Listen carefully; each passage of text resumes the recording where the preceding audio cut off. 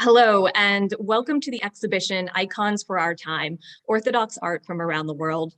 Curated by Dr. Klimina Antonova, this exhibition features 15 contemporary icons commissioned for the purposes of exhibition and delves into the continuation of the iconographic traditions throughout the Orthodox world.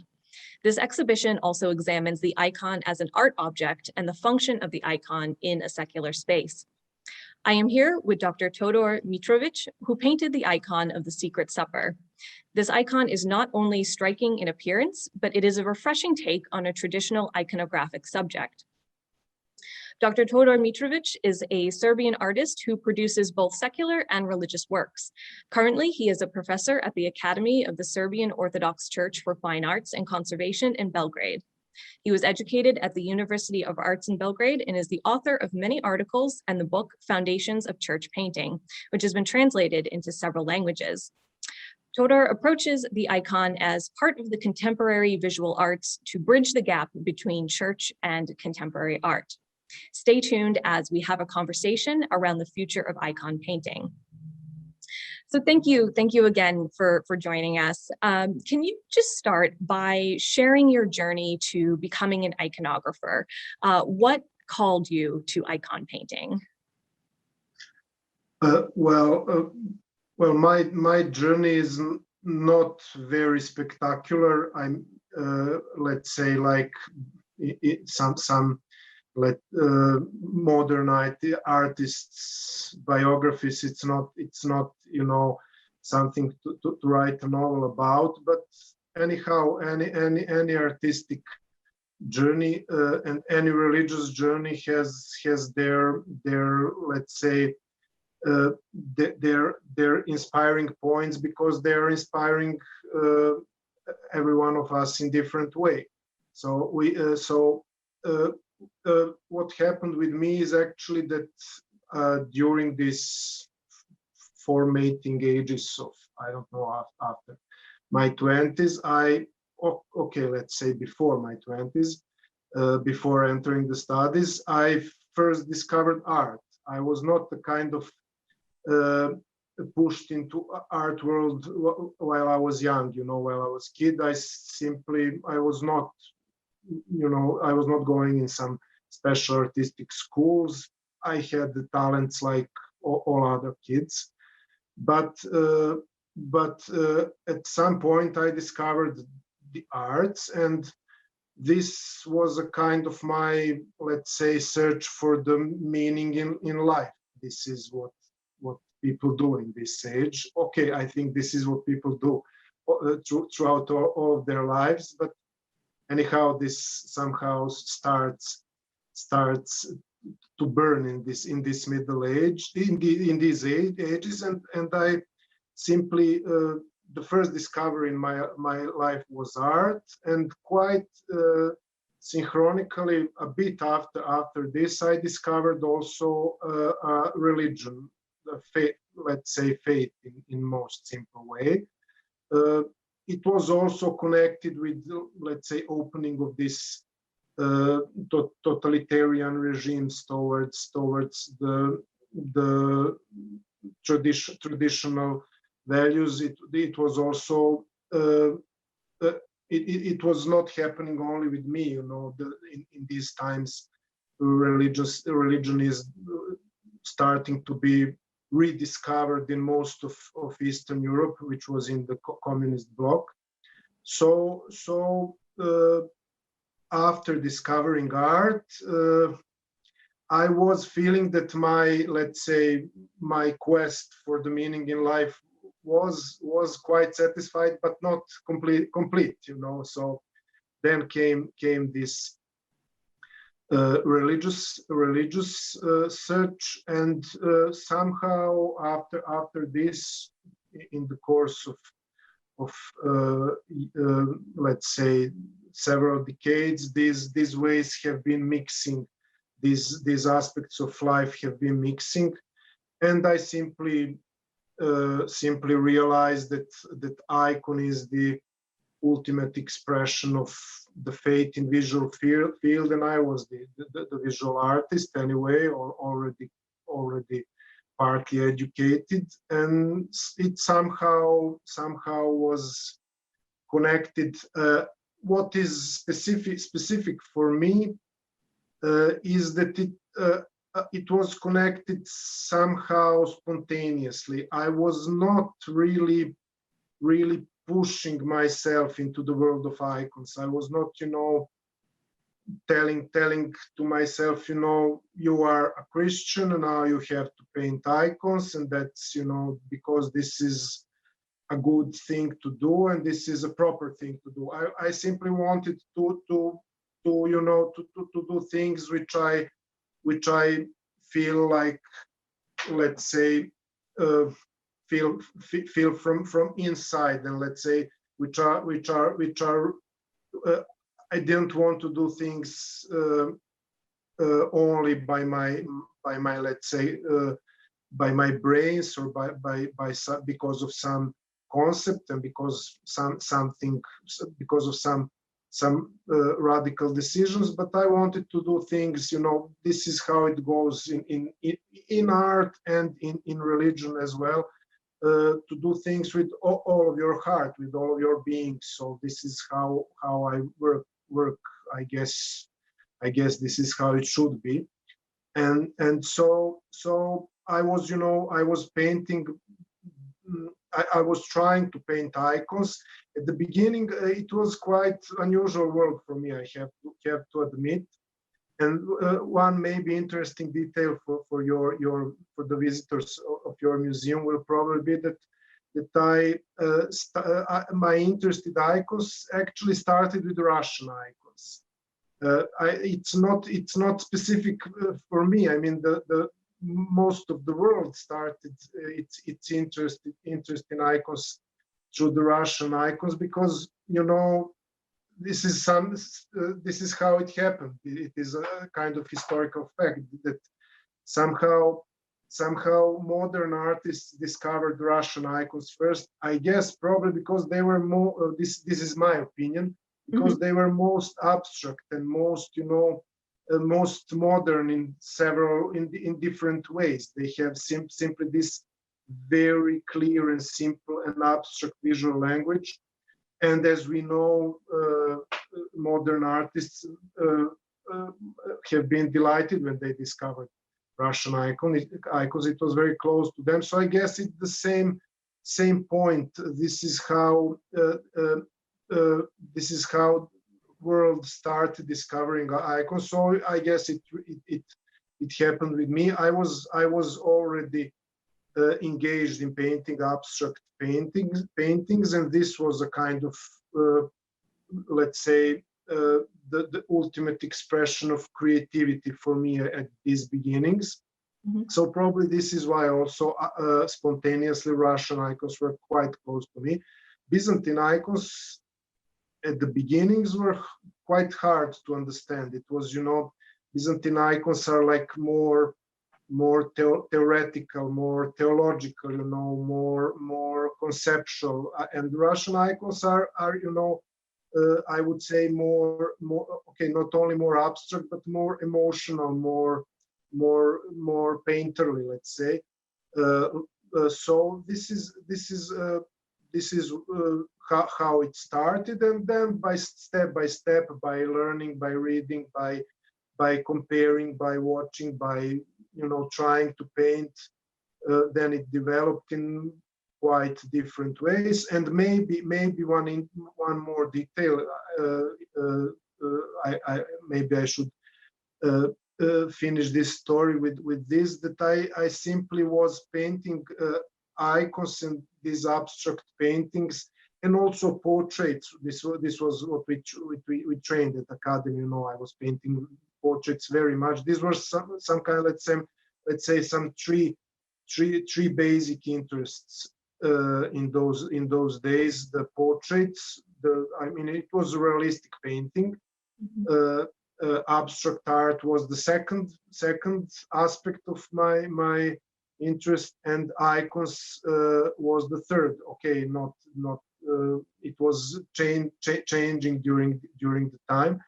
not it was not, you know, first is better. It's simply it was simply mixing. So at the end, it finished like this, that I simply after, so sometimes after academy, okay, I left the realistic painting because I had portraits in the icons. Icons are portraits, you know, icons are figurative art. So I had not some need to develop this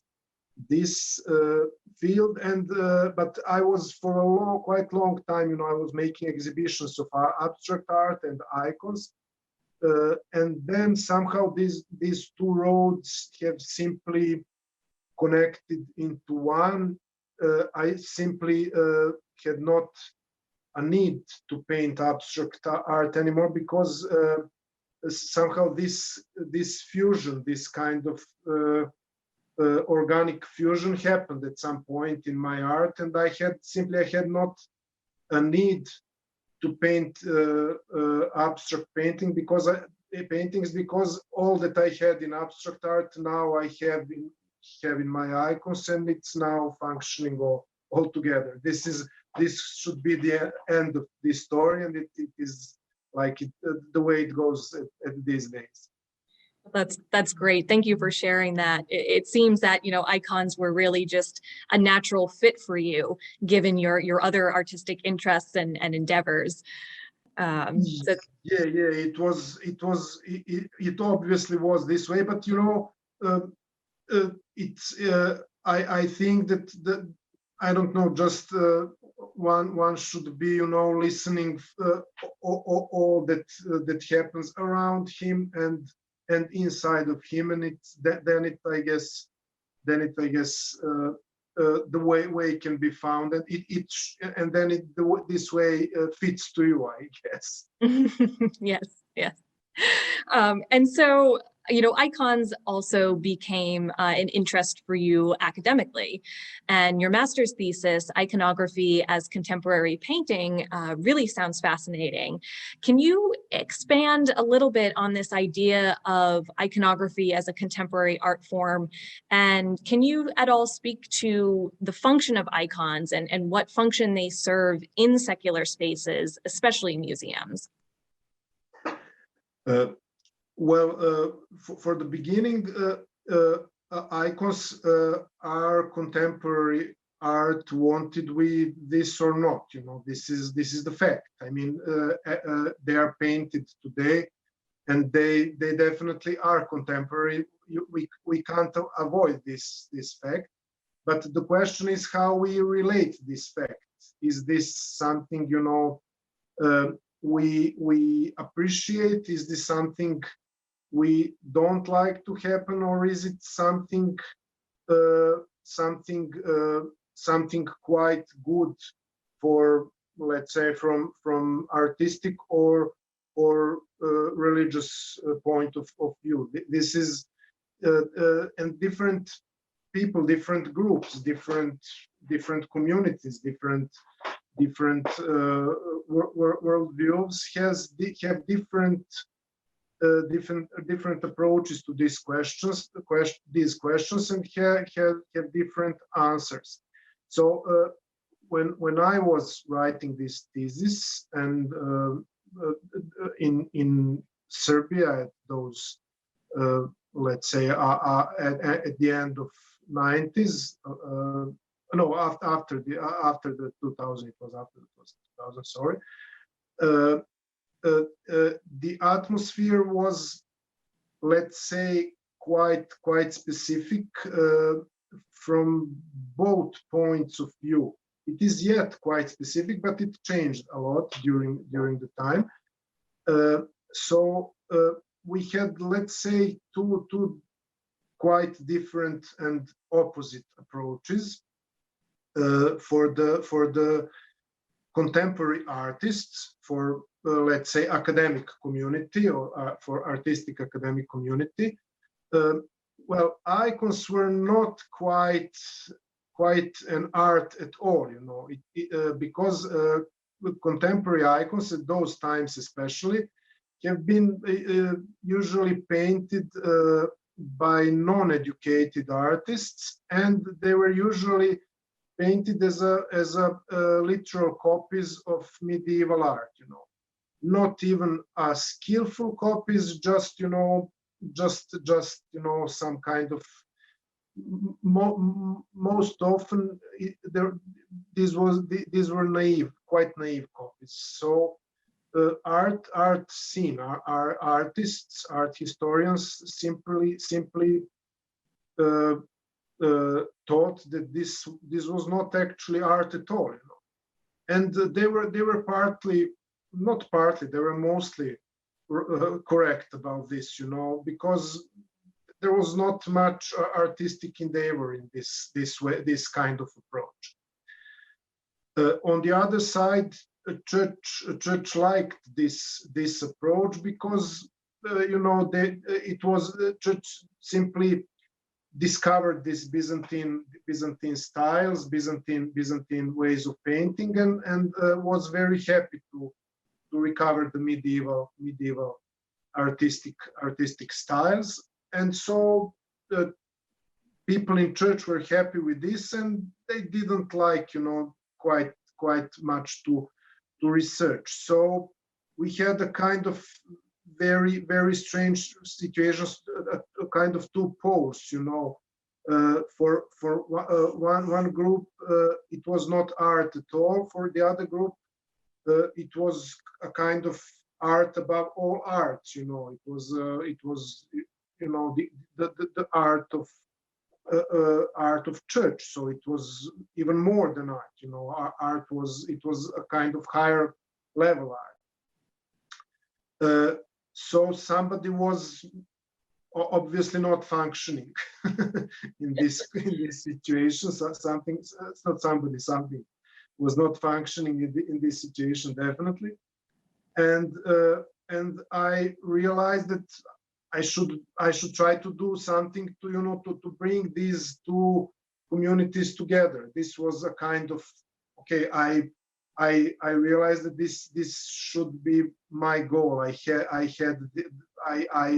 thought that I have a capacities to make this kind of dialogue, at least to open it somehow. So this is why I was pushing this subject, and it was not easy, to do it, because in the public academies the icons were not regular thing to do. It was, and the academy where I teach now was not actually existing. At those times it was already opened, but it was very small and new school, and basically no one knew for it. But in the in these higher academical circles, icons were not treated as a subject for academic studies. So my goal was, to let's say, to persuade these two communities that they can say much to each other. Artists should think about icons as art, that they do not have to be done in this copistic way. And my exhibition was a kind of proof. I was trying to make a proof that this is possible.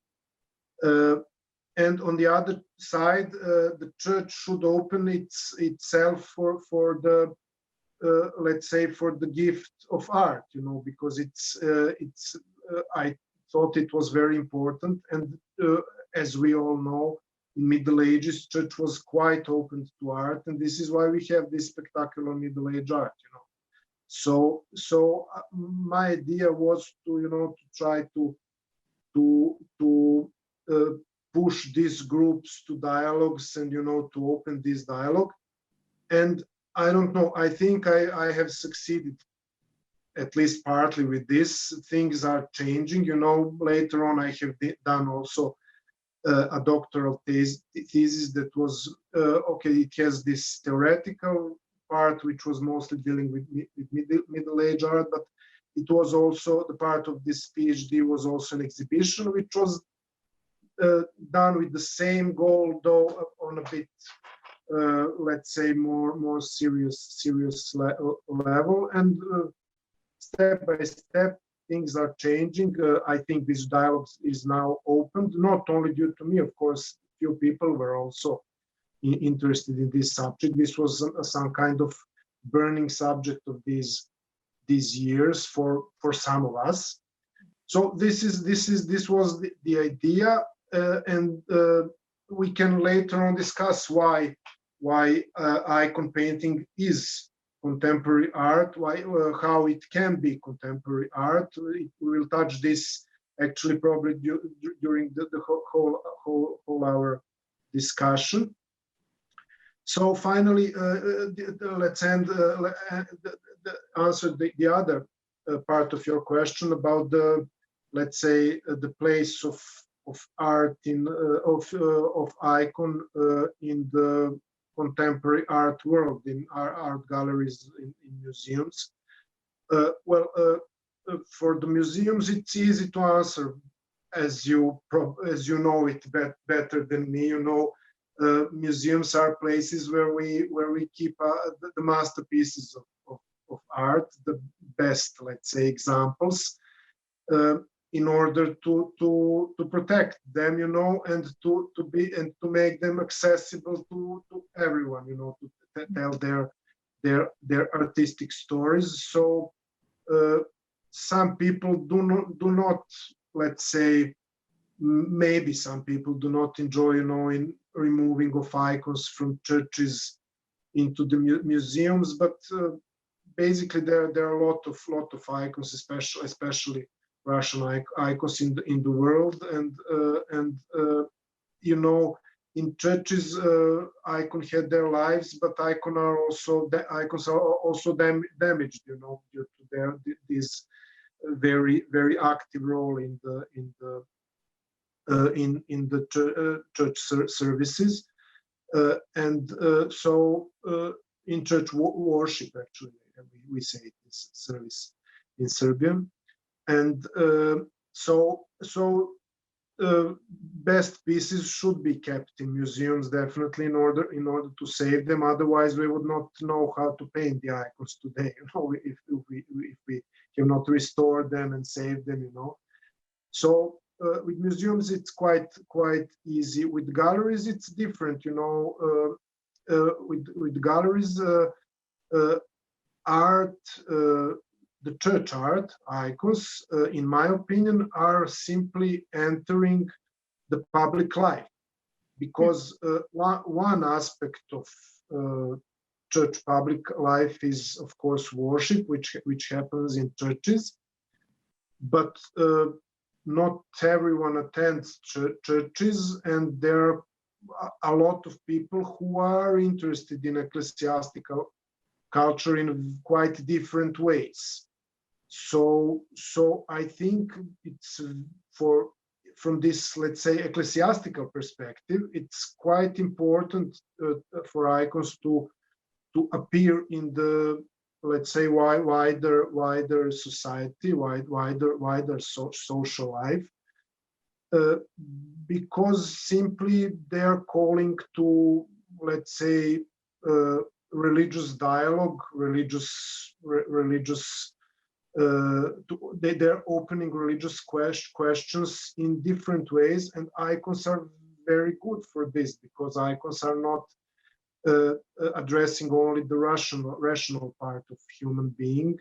They are not only the theology. They are not only striking the mind, but they're also striking, we can say, heart, or the emotions, or different aspects of human being.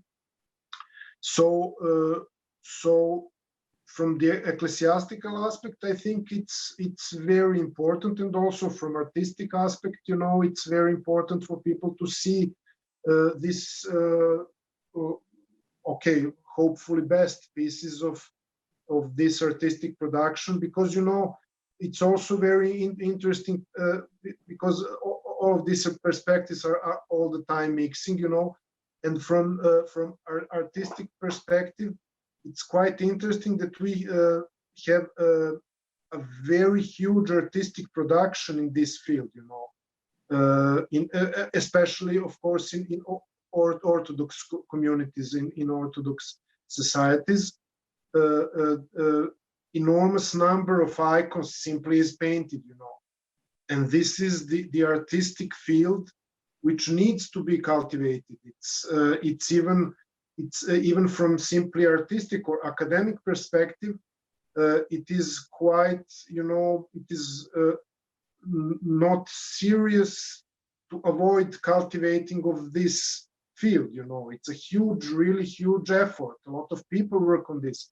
So for arts, it's quite, it can be fruitful, to enter this dialogue, because there is a lot of material. This is very, very inspiring field of work. And icons are, from artistic, let's say, point of view, icons are very interesting because they're not addressing only the public which is interested in art, because contemporary art is addressing simply the public which is directly interested in art.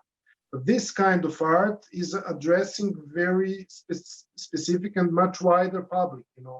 A lot of people addressed by these works of art are not interested in their aesthetic element. They are simply they have simply religious need for this art. And so for artists, from artistic perspective, this is very inspiring and very dynamic field of interaction. This is where things interact. So why icons are needed in galleries? Because of many reasons, for different groups of people. Absolutely. I would definitely agree with your thoughts on that. And, we experience that here at the museum. People are coming to us for all different reasons. And, whether they themselves are Orthodox, or they grew up atheist, or they just appreciate art, all of these different needs are converging and coming together at our museum, which I always find so fascinating. Yes, indeed. And, another topic that often comes up at our museum is this idea of canon, and whether or not a particular icon is considered canonical or not, particularly in relation to modern or contemporary icons. So back in June of 2020, you wrote an article for the Orthodox Art journal titled Canon, a Time for a Paradigm Shift, that addresses this very issue of canonicity in icon painting. And I think a question that we often have here at the museum is, where did this idea of canon even originate from? And how do you see it being perpetuated through the centuries of icon painting? And where does that leave us today? Yes, that's definitely one of the key questions of contemporary church art. Somehow this word, this term of canon and canonicity entered contemporary church art. I have to put one note here that it actually does not belong to the church artistic field originally. It was not, as far as I am informed, and I was trying to inform myself on this subject. It was the very word was not connected with the world of plastic arts. It has its history, and we will come back to this. Okay, maybe we could start with this history. The history of the very word is that it's took, of course, from Greek, and it entered the church at the beginning as some kind of expression, or some kind of term which was relating to the general rules of faith, or to the general rules of let's say Christian life, but not in most general manner. It was not let's say, it was not used in a juridical way. It was used as a kind of inner rule of faith, but some kind of inner agreement of faith. Only later on, when church entered the imperial structure of ancient Rome, and when it entered in this dialogue with state, and with wider public, this word was becoming, let's say, started to be used in more rigid manner. Step by step, at the beginning it was used only in singular. It was a kind of, a general term, like the term tradition, something like this. I would compare it with tradition, with the term tradition. But later on, it started to become a designator of the list of lists of different kinds. So basically, it is a list of, most often it is today it is understood as a list of juridic rules. It was also a list of books, for example, the list of books of Old Testament or the list of books of New Testament. So it's slowly enters this use in plural. So we do not have the canon, but the canons, the lists of rules, and it simply gets this let's say, mostly juridical perspective. So this is how it is used mostly in the church today. This is our heritage of the word canon, and this is how it enters the world of plastic arts. It enters the world of plastic arts in 20th century, which the detail which might be interesting here, and I have not written it in this article, is the data that I got from my friend Yorgos Kordis, the quite famous Greek iconographer,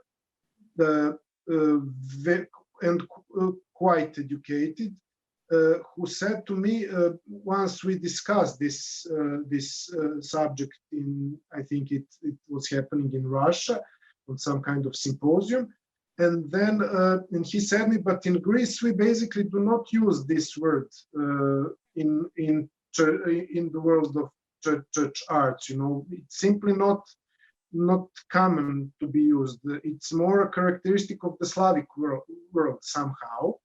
So now they use it, but it's not common for them. It's not usual.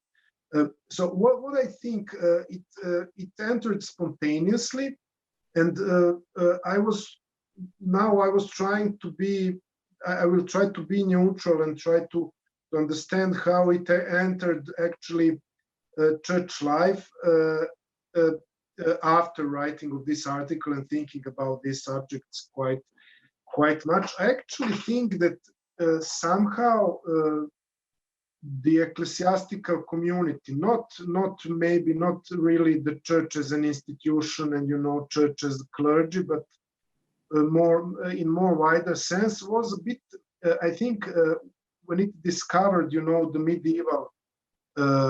medieval art, and when church discovered that medieval arts had some kind of rules, it definitely had some kind of, stylistic, let's say, regularities.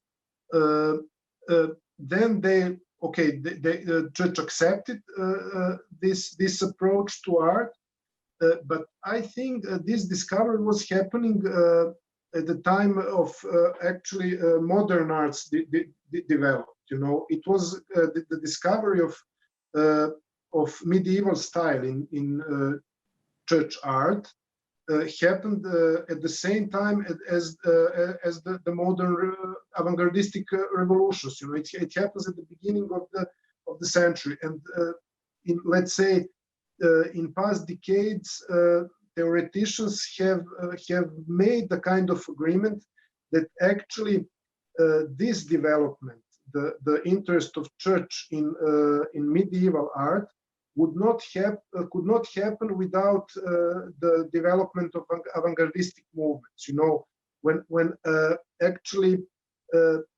due to avant-garde, the canons of veristic art, the canons of realism, has been changed. You know, the canons that have been accepted by also by Orthodox Church. You know, in Orthodox Church in 17th, mostly in 18th and 19th century, we had a realistic painting. It was not medieval style. So if the modern art had not happened, probably the church would stay, you know, in this canon, because it's a very specific detail that can be now developed, but we do not have time to develop why actually this happened. However, there are numerous details that show that actually the pioneers of contemporary church art, the pioneers from the beginning of 20th century, have been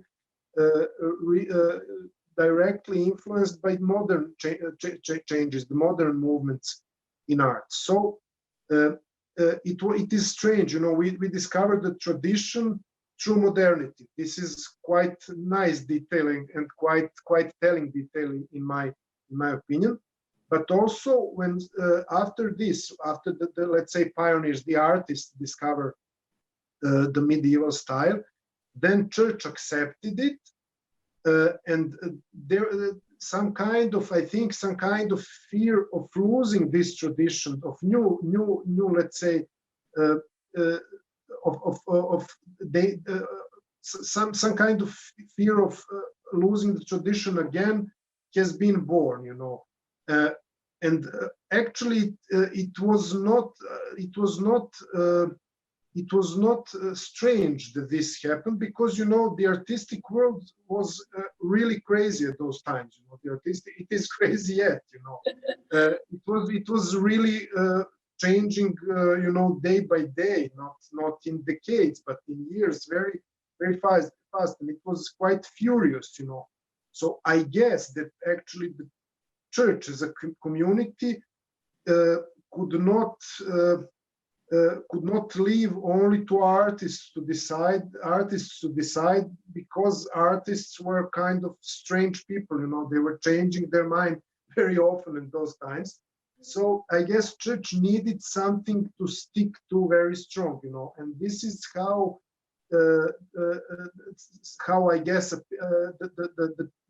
the subject of canon and canonicity appeared in this legalistic you know, in this legalistic mode. So we the church, let's say all of us, not someone specific, let's say simply discovered the term and the concept, which will, let's say, keep things, you know, on the ground, keep things, let's say, a bit more safe in the ever-changing and very dynamical artistic world of modernity and or post-modernity, or what was happening during the time. So this is why I think this term entered the art life, although it was not functionally in Middle Ages. They didn't need it in Middle Ages. You know, they didn't need some kind of strict idea of the strict set of the rules.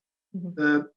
And what is strange, of course, is that the set of rules is not existing. You know, we do not have today the real set of rules. We have the medieval manuals, but medieval manuals are basically dealing with iconography. They are telling, okay, when you paint this kind of feast, you know, you have to have Christ and Mother of God and these saints and these saints. It's not dealing with the style. There are some very simple explanation of the ways of painting, but they are so simple that can be used for any of the Byzantine style or Russian style. They're very very actually these let's say what is these suggestions from the manuals are quite open. You know, they do not push one specific style, and you cannot learn by these painting by these prescriptions from manual, medieval manuals. So they had not actually canons. There were no written rules of the way how to paint the icon. It was not existing in Middle Ages. It was not needed in Middle Ages. The term canon was actually not needed in Middle Ages. I told you my opinion why I think it was needed in 20th century, but it brought some problems, in my opinion. And the problem is this, let's say, legalistic approach, because when you push this kind of approach into the world of art, it makes quite strange results. Art without its living expression is not art. Then it is a kind of concept. So if you can do it by rules, then it is not art. I mean, what can be done only by the rules is not art, and okay, we can say that it is something else, but then we are losing art.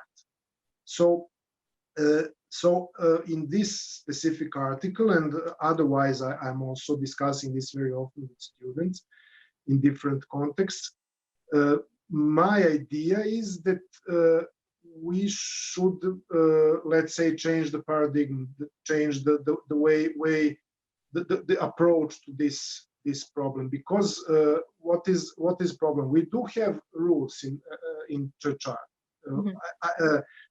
We can't behave like modern or postmodern artists or whatever. We do not have a goal to, let's say, to crush all the rules. But how these rules are functioning is the question. What is how we apply these rules, and where are these rules? Because they are not written. So rules are, in my opinion, the best possible explanation, the best possible solution from this strange, let's say, situation about the canonicity, is to treat the canon, the rules of the icon painting, as a rules of language. It's not some kind of new approach. It was done very. I mean, this linguistic interpretation of different aspects of human life was quite popular during the 20th century. But I think it actually functions here even better than in, let's say, some philosophical fields or maybe in theology. Because simply this approach allows us, to have both, to have rules and to have freedom. The rules are telling the rules are of this, let's say, linguistic sort, or simply the rules of language, which are learned in order to express, to learn how to express the language of one community in this visual field. This community is church, or it can be approached wider, but you learn the, let's say, visual language in order, the rules of visual language, as any language, it has its grammar, it has its words, it has its shapes, forms, it has different kinds different rules that we all agree about. That this is the way how icon is painted. But at some point, the world of rules have to be overcame in order to bring your own artistic expression, or let's say not to be overcame. When you learn the rules, when you learn the rules of icon painting, then you start speaking, and then you start making art. When you let's say, internalize the rules, when you accept them spontaneously by your whole being, then you can express. Rules are not painting. Rules are just rules cannot paint instead of artists. Rules are just the beginning point of our understanding. As in language, knowing words means nothing. It's not enough. Knowing words and knowing grammar is just the beginning of our communication. It's the minimal agreement that we agree that this thing in front of ourselves is camera. We use the same word. This is camera. So without these rules, these are very nice rules actually, the rules of language, because without these rules we are not human beings. We cannot communicate anyhow. So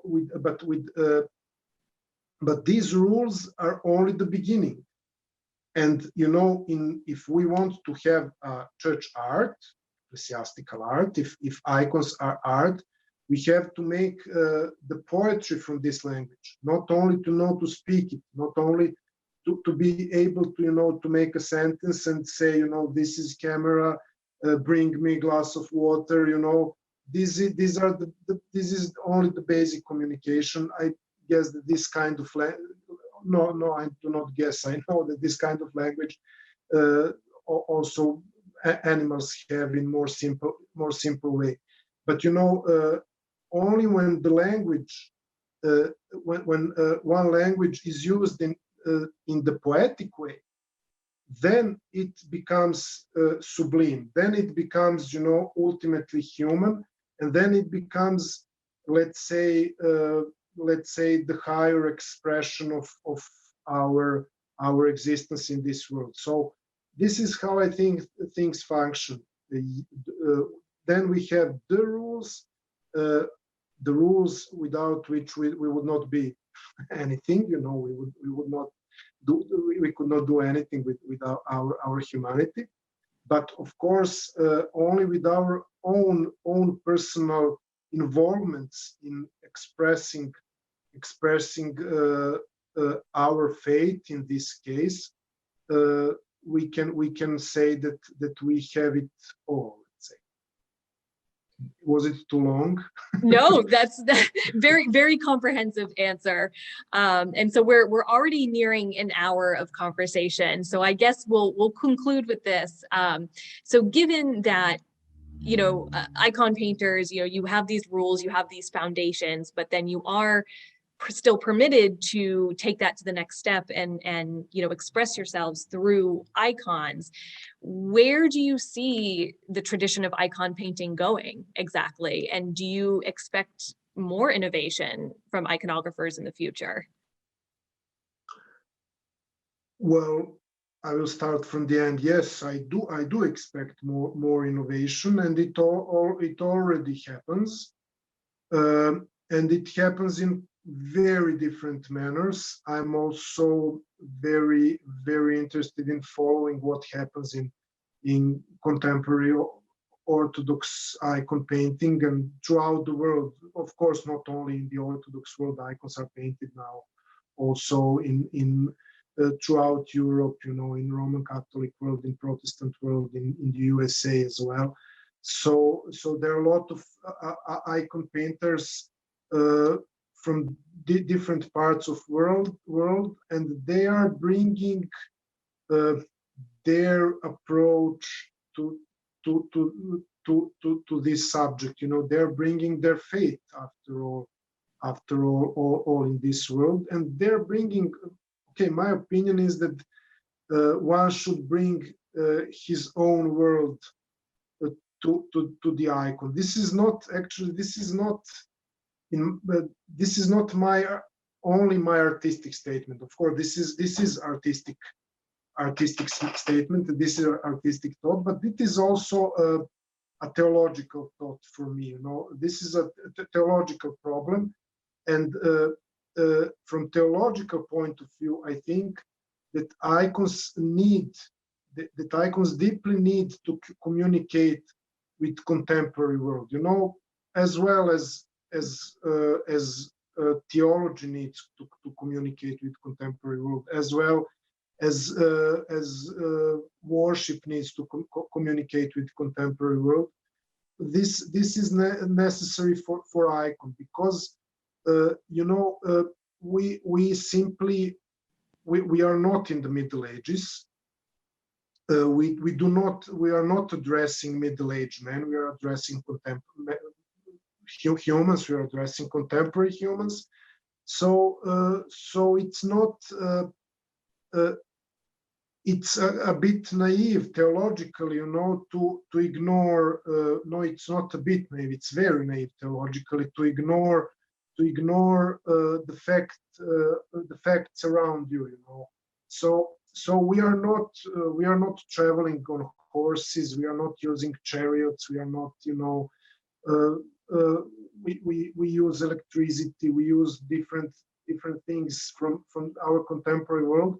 So, and we are also educated by contemporary art.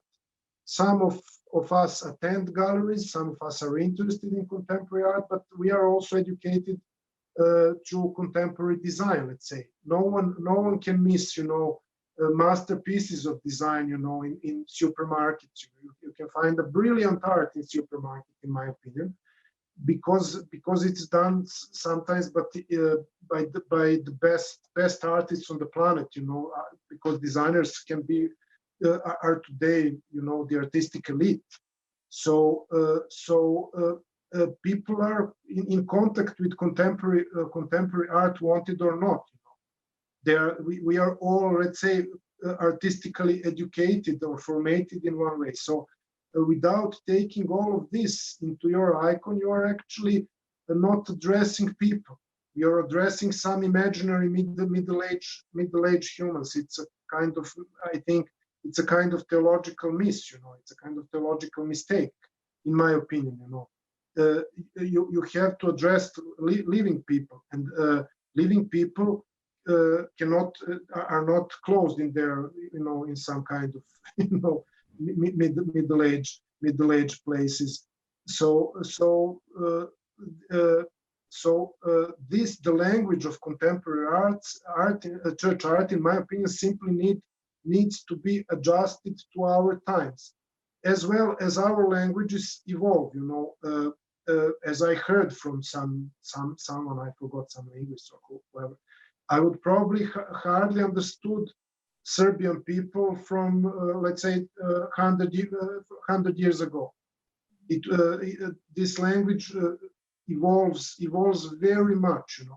It changes very much. I mean, our daily language. So it's the same with artistic language, and it's the same language. So these guys from 100 years ago, they have been also Serbs, or in America they have been Americans, but the language evolved very much.